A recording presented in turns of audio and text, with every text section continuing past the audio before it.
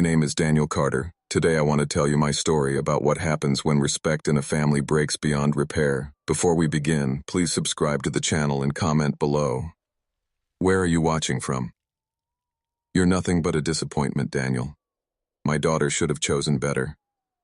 I'm in my mid to late 30s, and for over a decade I've built Northwind Capital in Crestview, Westbrook, a firm that invests where others don't even look.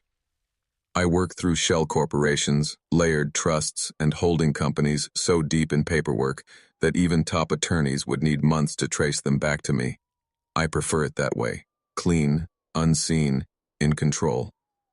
But standing in Martin Lawson's kitchen that morning, watching him swing his coffee mug like a conductor of insults, control was the last thing I felt. For several years, every holiday, every dinner, every casual visit had turned into a verbal sparring match I never agreed to. She could have married a local doctor's son, he continued, nodding toward Claire at the table. She kept her head down, stirring her eggs in slow, endless circles, as if they contained the answer to every problem between us. Daniel works in finance, Dad, she mumbled without looking up. Martin scoffed. Finance? That could mean anything. Selling insurance, managing retirement funds in some tiny office at a strip mall. He paced around the polished stone kitchen counter, face tightening with each turn. This was Martin Lawson, founder and CEO of Helixon Biotech, a company bleeding money and running on the last fumes of its venture funding. He'd inherited wealth from his father's construction business and carried himself as though that made him a visionary. What he didn't know was that for months I'd been quietly reviewing Helixon's finances. They were sinking fast, and the lifeline they needed was exactly the kind of discreet investment I specialized in. You just sit there like you've got nothing to say, he jabbed, pointing at my chest. Stand up for yourself if you're a real man. I met his stare. You're right, Mr. Lawson. The kitchen froze. Claire glanced up, startled. Even Martin seemed thrown off. I am right, he said, uncertain now. Absolutely, I replied, pulling on my jacket. Claire does deserve better. As I walked toward the door, I heard her chair scrape the floor. Daniel, wait. But I was already outside, breathing the sharp air of late autumn, knowing something had shifted. I met Claire over a year ago at a scientific symposium in Riverbend City. She'd been presenting groundbreaking research on genetic treatments, her passion for the work shining through every slide. I was there scouting opportunities in medical tech. I hadn't planned on meeting someone like her. Things moved quickly. Too quickly. In months, we were married in a private wedding gathering, a decision Martin criticized endlessly. He wanted a lavish event that would impress his elite social circle. Claire and I preferred simple. Or so I believed. The first holiday season as a couple revealed the cracks. After too much wine, Martin cornered me about my job. I gave my usual half-answers: private investments, portfolio management, consulting for high net worth individuals. All true, except the part where I was the one holding the wealth. Northwind Capital managed hundreds of millions in assets, placing early bets on tech and medical ventures. My success relied on staying invisible, letting others take the spotlight while I quietly multiplied returns. Martin saw that secrecy as weakness, mocking my mystery career and telling Claire a real man would be more open. She'd change the subject, sometimes laugh it off, but never asked him to stop. And over the months, the digs became sharper. My clothes, my CR, my supposed lack of ambition, all compared to the lawyers and doctors in their circle. Worse was watching Claire shrink during these scenes. The confident scientist I'd married grew hesitant, apologetic, always finding reasons for her father's cruelty. She'd whisper that it would improve, but never once stood between us. Then came the moment that changed everything. While scouting new investments, I saw Helixon Biotech's funding reports. They were in dire shape, rejected by investor after investor for their crushing debt-to-revenue ratio. I had a choice. Step in as the unseen savior, or let the company sink. The businessman in me saw potential gain. The son-in-law in me saw something else entirely. So, I began the due diligence process. hiding my identity behind a maze of entities. Martin would never guess that the man he tore down at breakfast could also decide his company's fate. The breaking point hit during Claire's recent private family birthday gathering at Martin's house. He'd invited his brother-in-law, Peter, a surgeon who never missed a chance to boast about his getaway cabin in a mountain town. As Claire sliced her cake, Martin leaned back in his chair. "Peter just bought a new boat," he announced. "A large luxury yacht. Cost more than most folks make in years." Peter laughed, clapping my shoulder. "What about you, Daniel? Any big buys? New car, investment property?" I should have seen it coming. Martin's eyes gleamed. He'd found his moment. "Daniel doesn't make those kinds of purchases," he said, dripping with false sympathy. "He's more of a practical man, aren't you?" Claire's hand tightened under the table, a silent warning. But Martin kept going. "Let's be honest. My daughter's a brilliant scientist, published in respected journals, and speaks at major conferences. She could have chosen anyone, a doctor, a lawyer, someone with a future. Instead, she settled for—" He waved toward me. "Everyone slips up sometimes." The room went still. Cielo. Ira's hand went limp in mine. Peter stared at his cake. Martin sat there satisfied, waiting. I looked at Claire, really looked. Her eyes stayed on her lap, her face flushed. Not with anger at him, but embarrassment for me. That's when I knew she wouldn't defend me. She might not agree with every insult, but she agreed enough to stay silent. I rose, laid my napkin on the table, and met Martin's eyes. "You're absolutely right," I said. "She does deserve better." I kissed Claire's forehead, grabbed my coat, and walked out. She called after me, but I didn't stop. Driving home, my mind replayed months of preparation.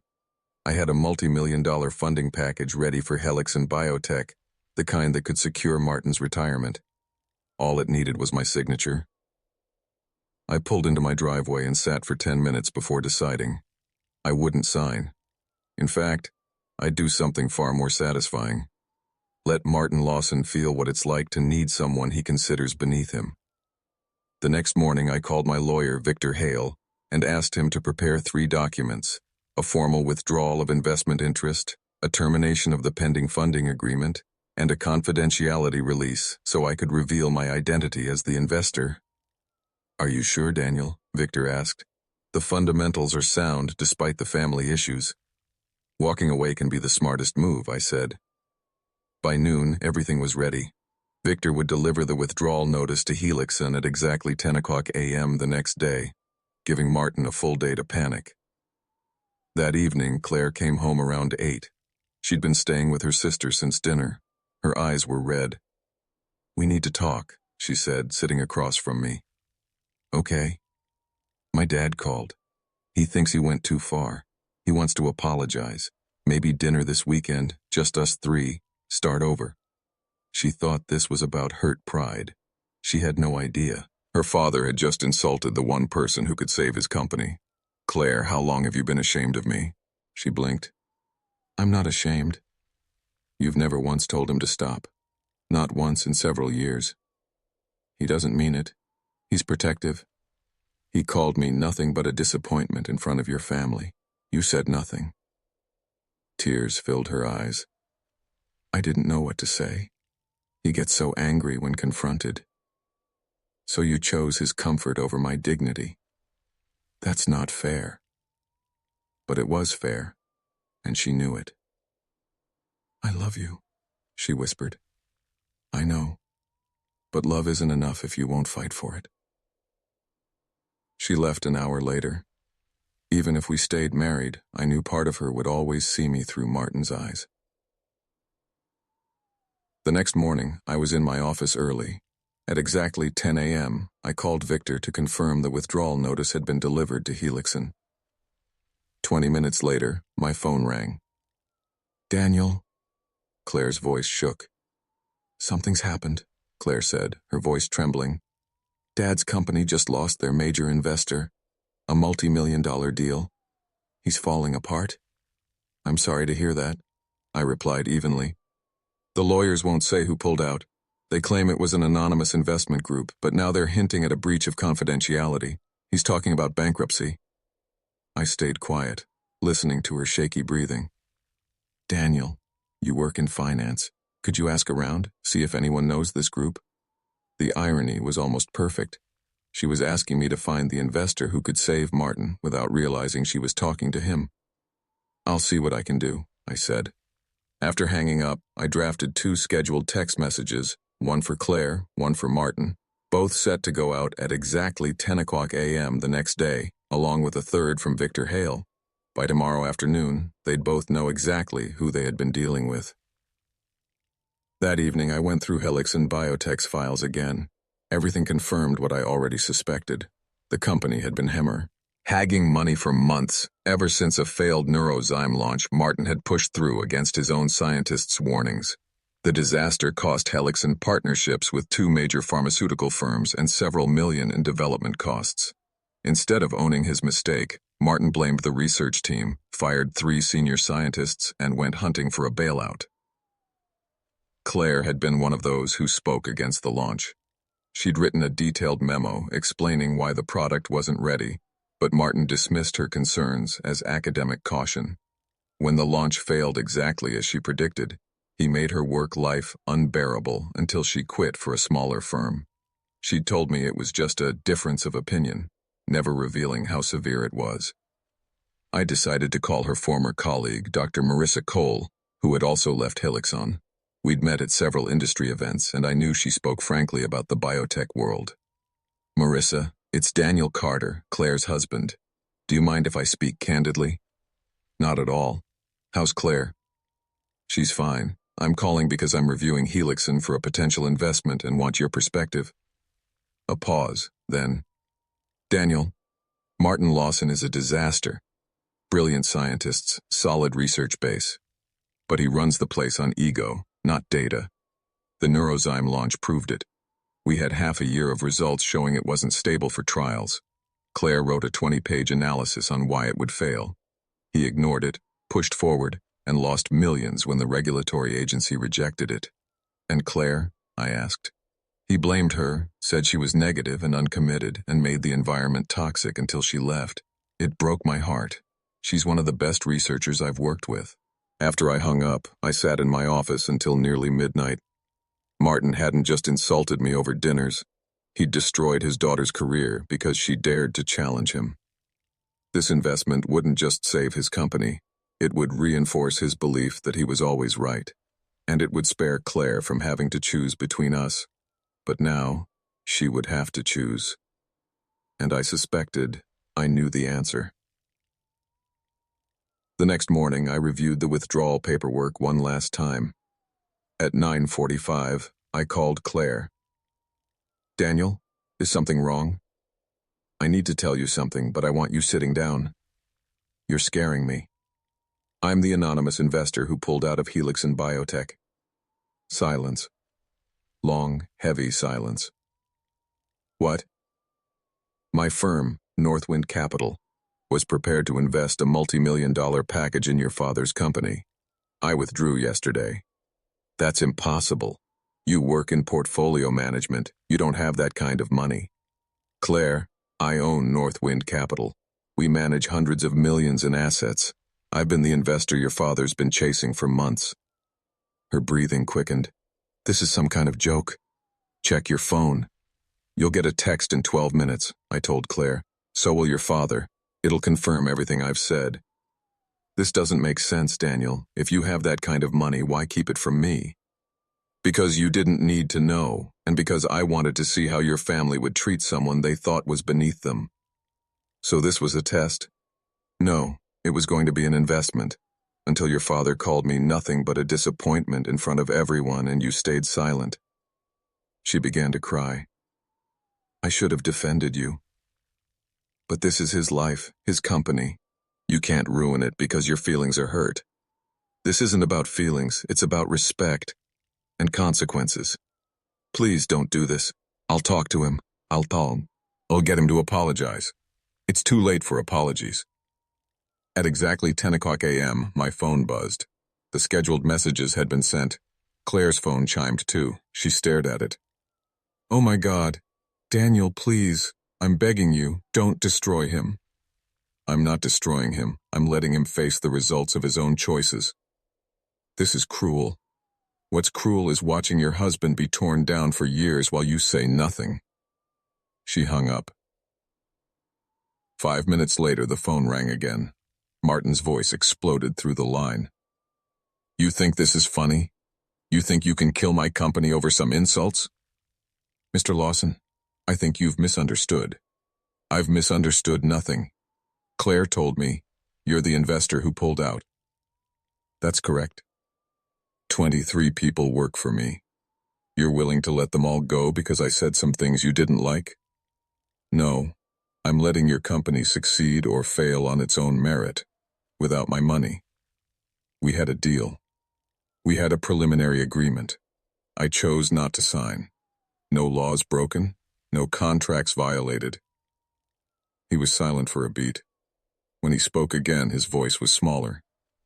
What do you want? Money? An apology? Nothing. I want you to know what it's like to need someone you considered worthless. I hung up and turned off my phone. 3 days later, Claire filed for divorce. She came while I was at work, took her things, and left a letter. 2 pages that boiled down to one truth. She couldn't be married to someone who would deliberately hurt her family. What she didn't write was that she'd also cut her father out of her life. I heard from Dr. Marissa Cole that Claire had confronted him about how he'd treated me. When he tried to defend himself, she told him exactly what she thought of his business decisions, his treatment of staff, and years of verbal abuse. Then told him she never wanted to see him again. He called her 17 times. She didn't answer once. Within a week, word of Helix and Biotech's troubles spread in the biotech world. 2 more investors backed out. Martin had to lay off 8 employees and close a secondary research facility. A local business journal ran a piece on the company's struggles, highlighting the mysterious withdrawal of their lead investor. Former employees painted a clear picture: weak leadership, bad decisions. By month's end, Martin listed his house for sale, liquidated investments, and sold everything from his elite sports club membership to his luxury ski destination home in High Ridge. One afternoon, I drove past and saw him in the yard pulling weeds, the kind of work his landscaper used to do. He looked smaller, older, out of excuses. 6 months later, Helixson filed for bankruptcy. Martin sold off research assets, but the company was finished. Staff were either laid off or absorbed into the buyer's firm. Martin took a consulting role at a larger biotech, working from a small suburban office park, exactly the kind of place he used to mock. Claire never contacted me. Friends told me she'd moved to West Shore, thriving at a research institute, publishing again, speaking at conferences. She'd found her voice in science, even if not in our marriage. I sold the Crestview house and relocated to Fairview, opening a new Northwind Capital office in the Northern Coast region's tech hub. The change suited me. I never heard from Martin again. I didn't need to. The business press kept me informed of every failed venture and missed deal, each tied to his reputation for poor judgment. He finally learned that respect can't be inherited or demanded. You earn it by how you treat people, especially those you think can't fight back. Sometimes the sharpest revenge is letting someone live with the consequences of their own character, and sometimes the person dismissed as worthless is the one holding all the power.